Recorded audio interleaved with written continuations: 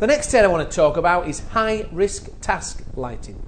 Now, high-risk task areas are normally defined by the health and safety inspector if it is not possible to fully guard a piece of equipment or a process.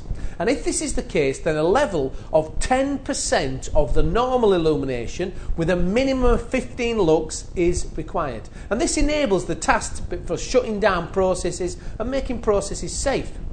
Now, the emergency lighting also has to illuminate within half a second, and it should last for as long as the danger is present.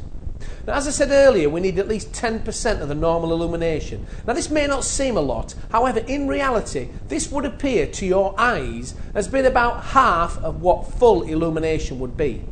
And also, if the normal level is adequate for operators to working continuously without any eye strain, then 10% of that will allow them to do the same function in an emergency. So again, it may seem low, but actually it's high enough for the task. Let's look at what typical high-risk areas are then. Well, firstly, a good example of this is an acid bath. Well, in the case of an open acid bath, the inspector would normally try and get another safer process out, not using acid, or to have the bath guarded. Now, if these were not possible, the use of high-risk task area lighting at least reduces the risk from sudden normal lighting supply failure.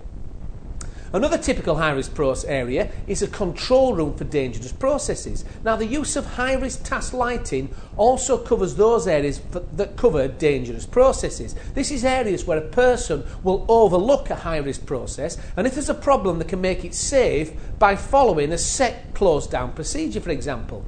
Now, although the controller may be safe themselves, they will need sufficient illumination to leave the plant safe for the protection of others. Now, there may be other high-risk areas that are identified by the fire risk assessor, and they should decide what level of emergency lighting may be required. Now, a question that pops up a lot is, do I need 3-hour emergency lighting, or do I just need an hour emergency lighting? Well, for start off, 3-hour duration lighting is required in sleeping risks. Any sleeping risks, hotels, anything like that, they should have 3-hour emergency lighting.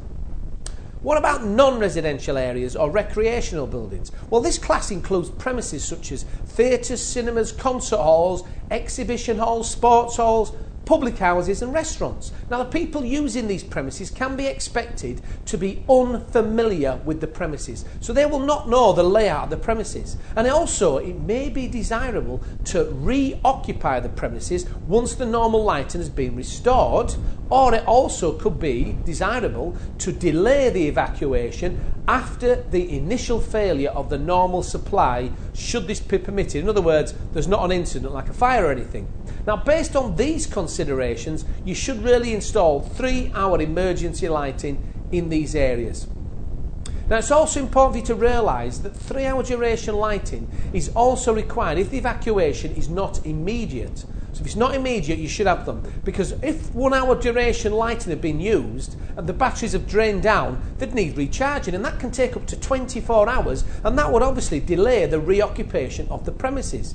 Now, 1-hour duration lighting may be acceptable in some premises if evacuation is immediate and reoccupation can be delayed until the system has been recharged.